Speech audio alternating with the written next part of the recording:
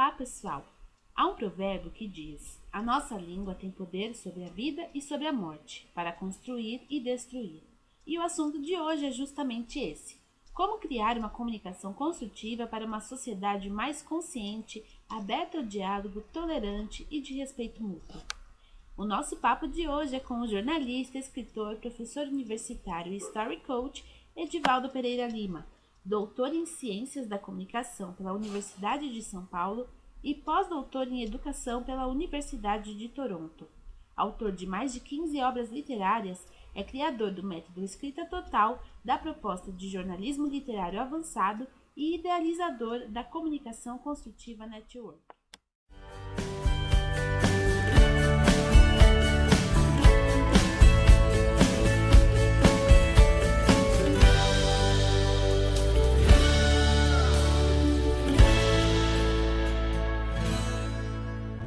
E o que significa, então, a comunicação construtiva? Para quem está ouvindo agora, qual que é a proposta? São dois alicerces essenciais da comunicação construtiva. Primeiro, eu vou contextualizar um pouquinho para a gente entender.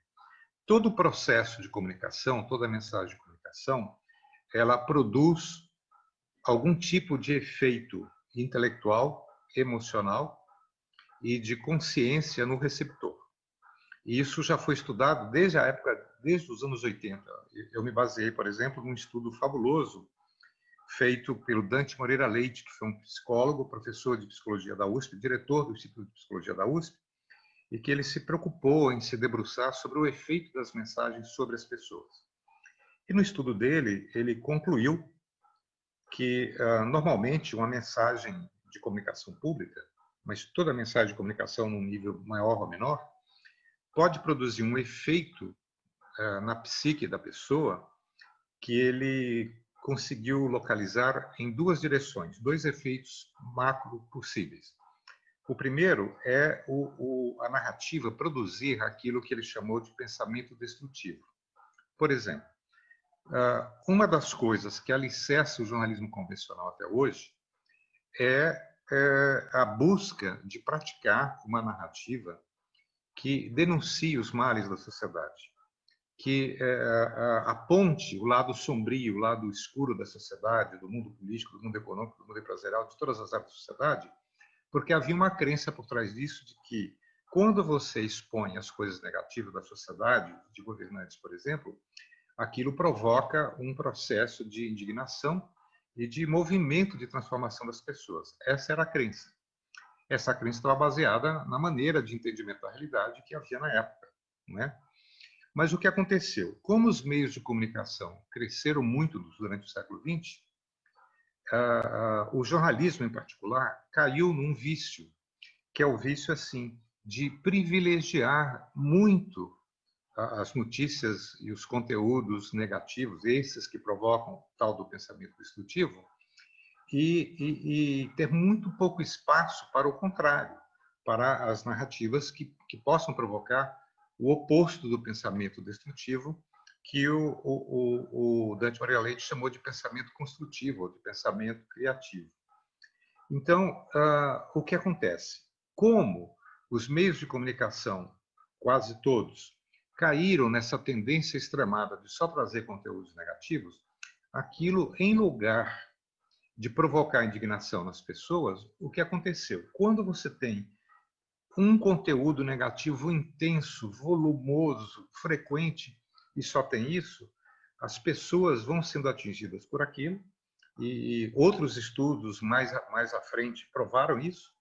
Elas provocam um efeito na estrutura psíquica do indivíduo, e a pessoa se sente, na verdade, atingida psiquicamente por aquela visão de mundo, que é uma visão de mundo, por trás do conteúdo negativo, é uma visão de mundo negativista, é uma visão de mundo que não traz esperança para as pessoas, é uma visão de mundo que provoca emoções negativas, emoções de medo, emoções de desesperança, emoções de isolamento, emoções de falta de fé, emoções de perda de autoestima, né? Porque toda mensagem ela não é gratuita, toda mensagem está trazendo uma visão de mundo.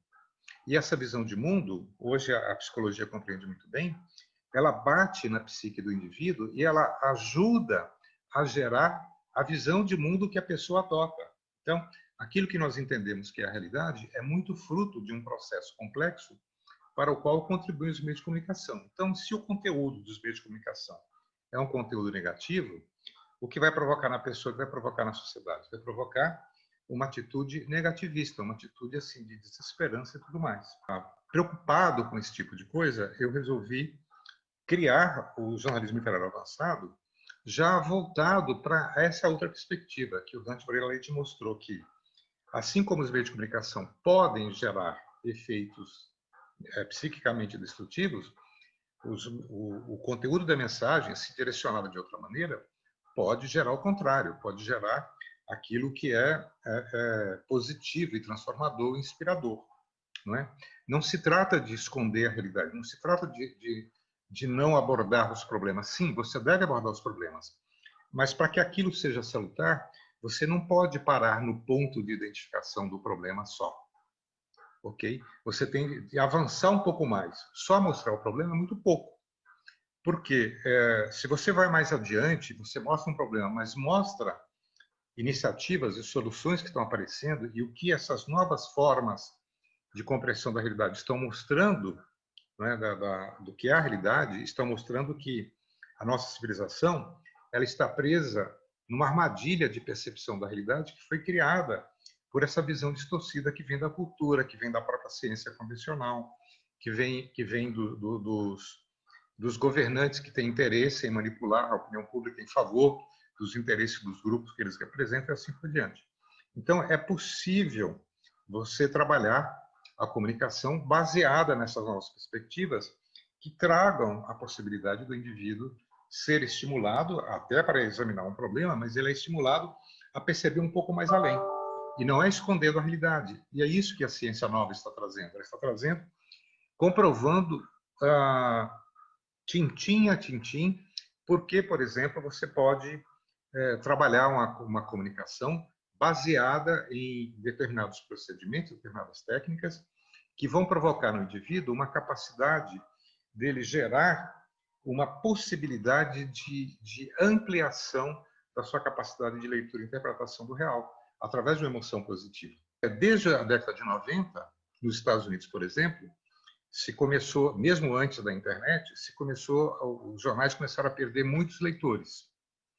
E aí fizeram uma grande pesquisa no começo do ano 2000, me parece, para levantar os motivos. E um dos motivos era o seguinte: o público estava cansado de abrir o jornal e só ver notícia ruim.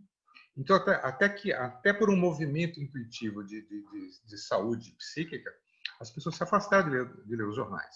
Então, por força disso, os jornais começaram a ver o que nós podemos fazer para ser diferente, né?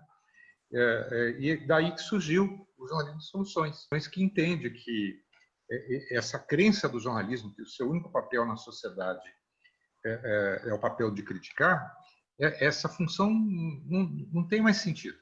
Se o jornalismo ficar só nessa visão, porque é uma visão, ela em si, claro que uma parte do jornalismo tem uma importância fundamental e deve continuar com essa perspectiva da investigação, uma parte. Mas o jornalismo como um todo não pode ficar limitado só a isso, porque o que acontece? Na medida em que o público foi vendo que o jornalismo estava muito preso a esse vício, ele foi se afastando e foi percebendo que outras formas de comunicação estavam vindo a público com conteúdos que às vezes até investigavam problemas, mas davam um passo além. E mais do que isso, o mais importante, o jornalismo custou muito, e ainda custa, a incorporar para dentro dele essas novas visões de realidade que estão aparecendo na ciência de ponta e que transformam de maneira radical e revolucionária a nossa capacidade de percebermos o mundo sob outros olhos e de nos empoderarmos como cidadãos e pessoas para agirmos no mundo, não é? Com relação a nós próprios, a saúde psíquica individual de cada um e a saúde da sociedade. Por exemplo, se você acompanha o Netflix, você vai ver que dentro do Netflix tem uma quantidade fantástica de documentários trazendo esse conhecimento novo, né? Apoiado em fontes de alto gabarito, de alta qualidade e experiências humanas reais, de pessoas e de casos que não encontram espaço na mídia comum. Por quê? Porque a mídia comum continua presa àquela visão de mundo do século XIX. Nós já estamos no XXI. Inclusive, acho que uma dúvida que pode surgir, né, para quem está ouvindo esse conceito agora de comunicação construtiva, a sua proposta, então, é trazer um equilíbrio, né? É propor um equilíbrio na mídia, enfim, para os comunicadores em geral. Não é viver no mundo de Poliana, achando que está tudo lindo e maravilhoso, mas também não viver à margem desse negativismo, né? Isso mesmo. Seria isso? Isso mesmo. É isso mesmo, Luiz. Então, isso que eu falei do efeito da mensagem foi só um contexto, né, para a pessoa que estiver ouvindo esse diálogo nosso agora, compreender direito o conceito de comunicação construtiva, né? Então, o primeiro conceito, o primeiro alicerce da comunicação construtiva é o seguinte: comunicação construtiva é um campo de conhecimento e de prática do processo comunicativo que tem como principal propósito produzir comunicação produtiva, criativa, com potencial transformador do estado de percepção do indivíduo para um estado de saúde psíquica, que é compreensão profunda da realidade. Então, a primeira coisa é a busca de produção de mensagens que causem um efeito positivo do ponto de vista psicológico, psíquico, intelectual no indivíduo. Esse efeito positivo significa abrir o leque de interpretação, capacidade de entendimento da realidade para o receptor, incorporando o quê? Incorporando principalmente esses novos conhecimentos de ponta, né? Por exemplo, isso está chegando em todas as áreas. Ao lado daquela medicina alopática convencional que tem uma visão de mundo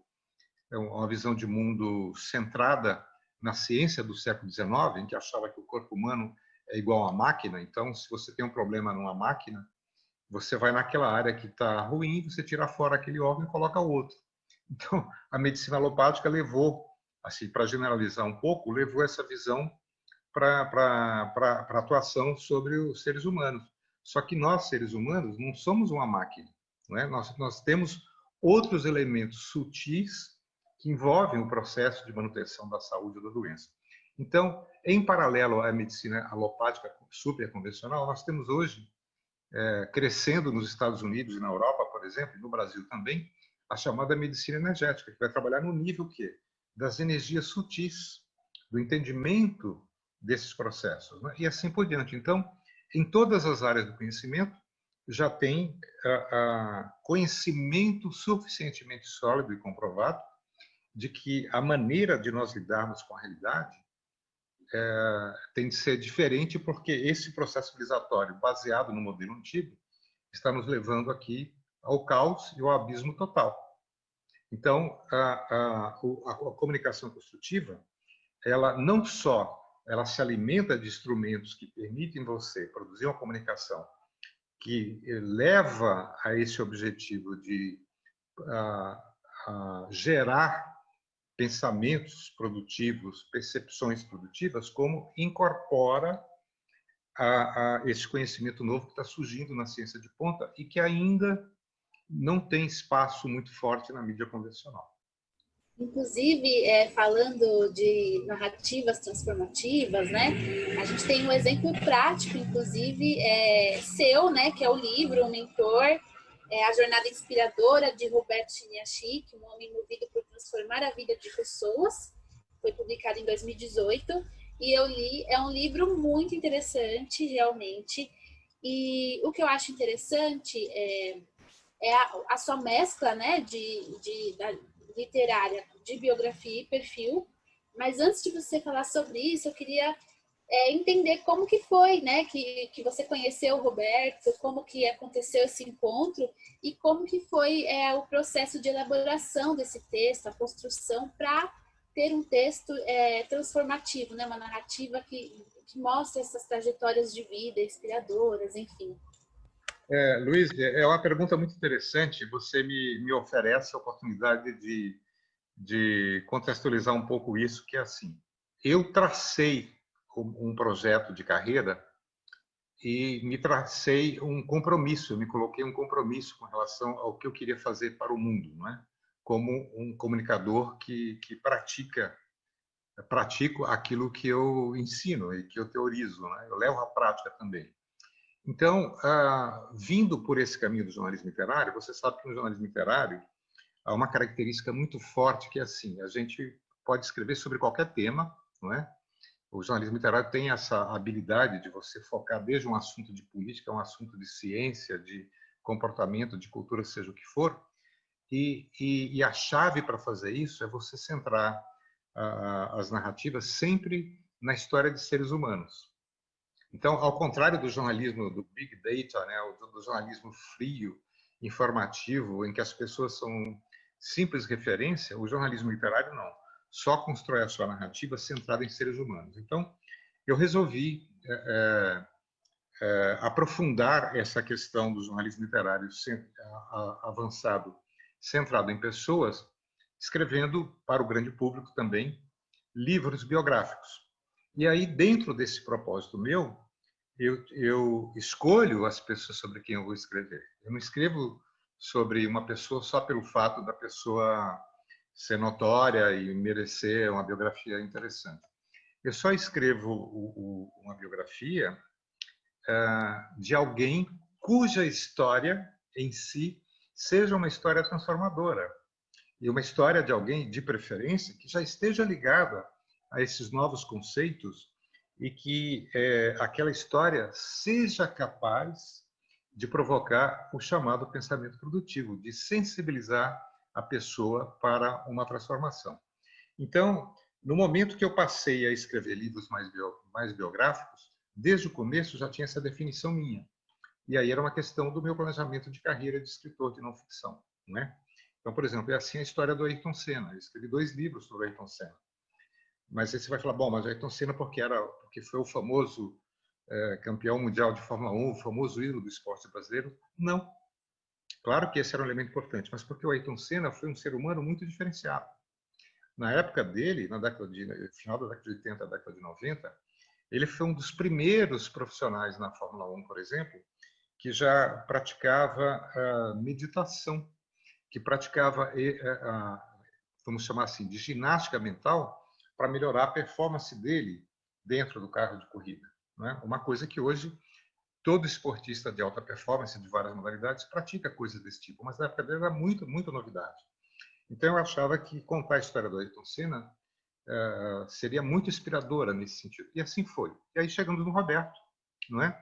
E o caso do Roberto é assim, ele é um psiquiatra, ele é conhecido como um grande autor de best-sellers, né? Nessa linha que o pessoal chama de autoajuda, ou hoje em dia desenvolvimento pessoal, mas ele é muito mais do que isso. Então as pessoas às vezes até têm uma visão assim um pouco distorcida do Roberto, né? Por causa da fama dele, de ser um palestrante motivacional e tudo mais. Mas o Roberto é um profissional de uma formação esplendorosa. Ele é psiquiatra e ele fez parte da formação dele nos Estados Unidos, naquela época da contracultura, onde houve uma transformação na ciência. Essa ciência revolucionária que nós estamos tendo agora no século XXI só foi possível porque lá na década de 60 do século passado, alguns campos da ciência já começaram a usar, a sair fora da caixa preta que estava hegemônica na ciência e começar a praticar uma ciência inovadora. E foi assim no campo da psicologia. E o Roberto embarcou nessa desde cedo. Então, inclusive, você mostra no livro que ele foi bastante criticado até, né, também. Claro. Por ser diferentão, né, a gente chama hoje. É o diferentão. Exatamente. Que era realmente uma proposta diferente, né, na psicologia. Num certo momento em que eu estava preparando a produção de um novo livro, né, de repente eu me toquei. Falei, bom, o caso do Roberto, né, é uma pessoa muito conhecida, né? Para você ter uma ideia, houve uma época aqui que o Roberto foi o primeiro escritor brasileiro a vender mais de 1 milhão de exemplares de um livro. Antes do Paulo Coelho, antes do filme do Paulo Coelho. Olha só. E ele foi um profissional que abriu esse campo que hoje está muito estabelecido no Brasil, que é o campo dos palestrantes profissionais, não é? Então, o Roberto foi um grande pioneiro nessa linha dos palestrantes, foi um grande pioneiro nessa linha da produção dos livros que chegassem a uma quantidade excepcional de público, né? E mesmo assim, eu entendia, e ele foi uma pessoa de muita presença na mídia brasileira durante muitos anos, né? E mesmo assim eu observava que muita gente, a própria mídia, não compreende o Roberto, não sabem quem é o Roberto direito. Então eu pensei, bom, está aqui um motivo para pensar em escrever um livro do Roberto, né? E no jornalismo literário avançado, a maneira que eu trabalho é assim, eu jamais escreveria um livro não autorizado pela pessoa. Eu entendo que há livros que só vão acontecer dessa maneira e eu respeito e admiro os profissionais que façam. Mas eu, pessoalmente, jamais vou escrever um livro contra a vontade de alguém.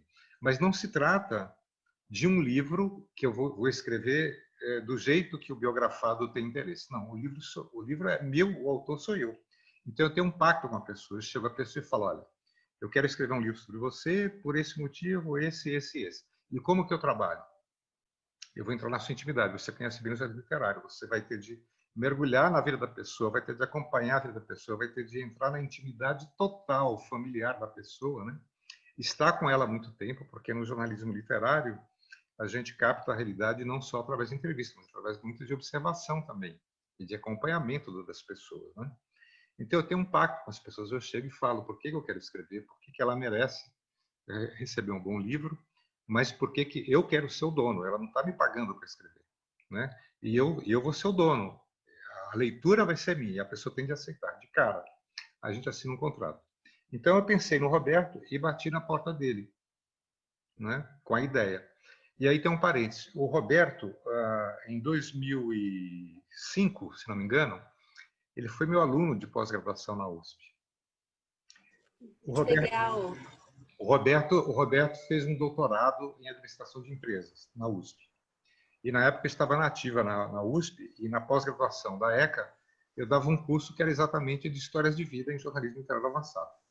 Como o Roberto é uma pessoa de muita curiosidade intelectual, e ele já era o grande autor, já era, né, best-seller, dono de editora, obviamente ele ficou sabendo que tinha um cara na ECA considerado meio diferentão, né, que dava uns cursos com a visão diferente de histórias de vida. Então ele resolveu fazer. E aí nós nos tornamos amigos. Então ele já sabia, né, que tipo de profissional eu era. Então quando eu bati na porta dele, agora em 2017, com essa ideia, ele já sabia quem eu era, já sabia qual era o meu trabalho e aceitou trabalhar dessa forma. Assim que nasceu o processo. Aí a produção do livro segue todas as técnicas que eu desenvolvi para o jornalismo literário, inclusive a incorporação dessas técnicas que vêm da ciência de ponta. Então, basicamente, duas técnicas,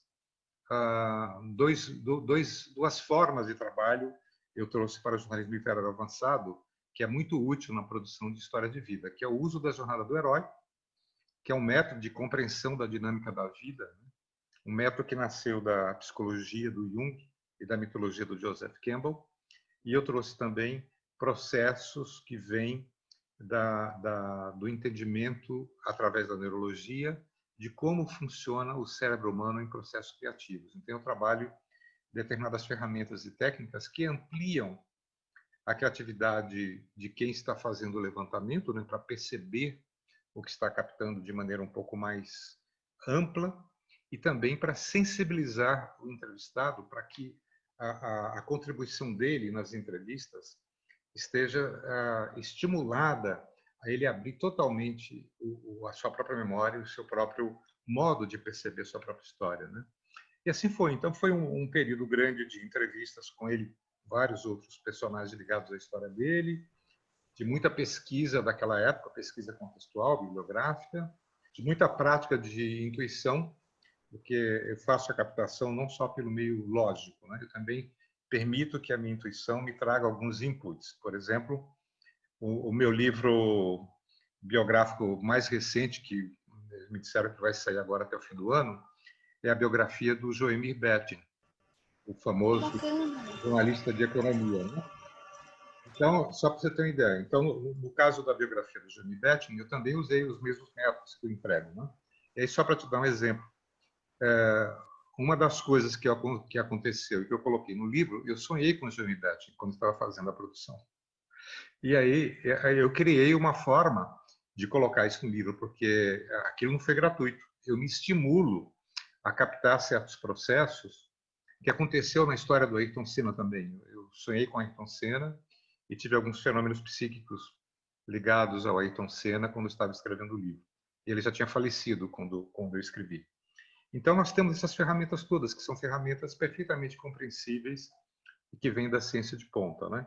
Eu geralmente faço assim, eu tenho um período longo de levantamento e depois, quando eu começo a escrever, eu não quero mais ter levantamento nenhum. Aí eu fico mergulhado e fico intensamente voltado à produção do texto. Né? E aí a produção do texto original, da primeira versão do texto, ela pode ser muito rápida, né? Pode acontecer em pouco tempo. Nesse caso, o tempo de produção de texto em si foram 5 meses.